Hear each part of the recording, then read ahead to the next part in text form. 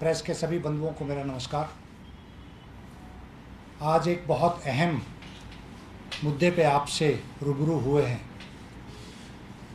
देश के अंदर जिस तरीके से संविधान को कमज़ोर किया जा रहा है, जिस तरीके से लोकतांत्रिक शक्तियों को कमज़ोर करने की एक साजिश रची जा रही है और ये सब केंद्र सरकार के द्वारा किया जा रहा है।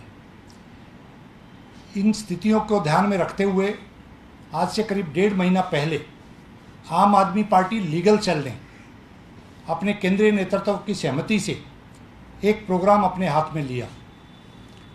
हम लोग कल मंगलवार 10 अक्टूबर को करीब 12 बजे पटियाला हाउस कोर्ट में हजारों की तादाद में एडवोकेट्स इकट्ठा होंगे, जो प्रमुख रूप से पूरे दिल्ली की कोर्ट से और हरियाणा की कोर्टों से अधिवक्ता बंधुओं को बुलाया गया है।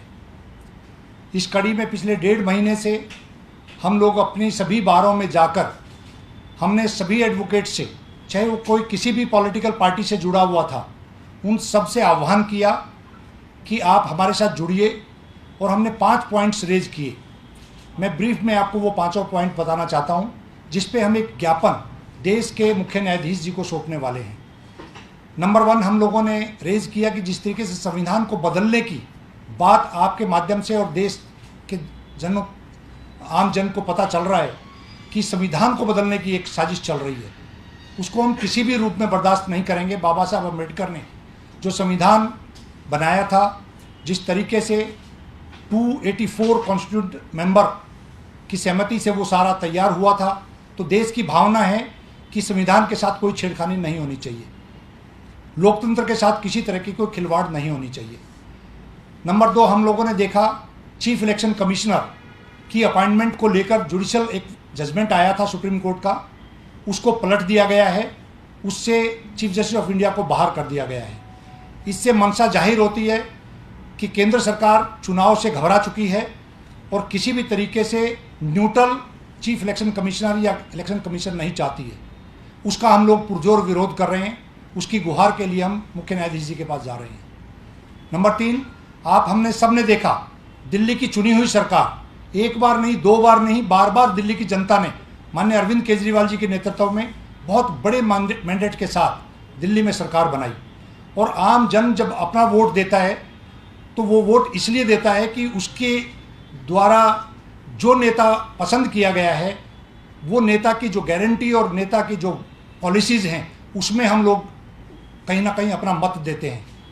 उसको सारी शक्तियों को सर्वोच्च न्यायालय के जुडिशियल जजमेंट के आने के बावजूद सारी शक्तियां इन्होंने छीन ली है, सिर्फ इसलिए क्योंकि ये किसी भी तरीके से बैकडोर से दिल्ली की सत्ता में बने रहना चाहते हैं, और विशेष तौर पे तब से जब से एमसीडी में भी भारतीय जनता पार्टी हारी है। तो इसका हम पुरजोर विरोध करते हैं कि दिल्ली की जनता के पास जो अधिकार था, वो उसका अपमान हम बिल्कुल सहन नहीं करेंगे। 2 मुद्दे हमने वकीलों से जुड़े हुए उठाए हैं। आपको ध्यान होगा, आए दिन पुलिस वकीलों पे लाठीचार्ज करती है, वकीलों के ऊपर हमले करती है और झूठे केसों में फंसाती है। वकील समाज पूरे हिंदुस्तान में इकट्ठा है, यूनाइट है। हम लोगों ने अपने हक के लिए एडवोकेट्स प्रोटेक्शन एक्ट की डिमांड की थी, केंद्र सरकार से भी की थी, दिल्ली सरकार से भी की थी। माननीय मुख्यमंत्री जी से हमारा डेलीगेशन मिला था। माननीय मुख्यमंत्री जी ने कहा था, अगर मेरे जुरिडिक्शन में हुआ तो मैं इसको 24 आवर्स के अंदर ये पास कर सकता हूँ, लेकिन क्योंकि जुरिडिक्शन दिल्ली की सारी सेंटर के पास है, तो उस मांग को लेकर हम अपनी गुहार लगाने के लिए कल जा रहे हैं।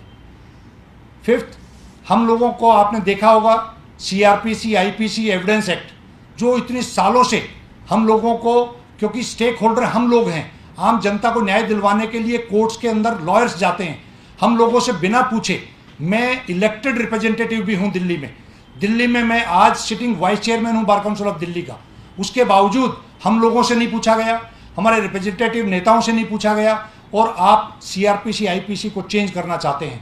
इसको वकील समाज बिल्कुल बर्दाश्त नहीं करेगा। इन सब मांगों को लेकर कल हम एक शांतिपूर्वक मार्च 12 बजे पटियाला हाउस में इकट्ठा होंगे, 12:30 बजे वहाँ से हम कूच करेंगे। मैं आपके माध्यम से निवेदन करना चाहता हूँ कि कल आप 12:30 बजे से लेकर और 2 बजे तक हमारे साथ जरूर ज्वाइन करें। हम लोग एक बड़े लेवल पे जो मार्च करने जा रहे हैं, उसमें 17,500 से ज़्यादा हमने वकीलों के सिग्नेचर लिए हैं उस ज्ञापन पे, और करीब 2 से 3 हज़ार लॉयर्स कल उस प्रदर्शन में शामिल होने वाला है। और इस उम्मीद के साथ कि आपके माध्यम से, क्योंकि आज वो समय आ गया है कि इंडिपेंडेंट पत्रकारिता भी खतरे में है। जिस तरीके से जो विरोध में बोल रहा है उसी को जेल में ठोका जा रहा है, जो विरोध में नेता बोल रहा है उसको झूठे केसों में फंसाया जा रहा है। इन सब जातियों के खिलाफ लोकतंत्र बचाने के लिए सेव कॉन्स्टिट्यूशन, सेव इंडिया की मुहिम को आगे बढ़ाते हुए कल हम सर्वोच्च न्यायालय में जाएंगे और चीफ जस्टिस ऑफ इंडिया को अपना ज्ञापन सौंपेंगे। जय हिंद, जय भारत।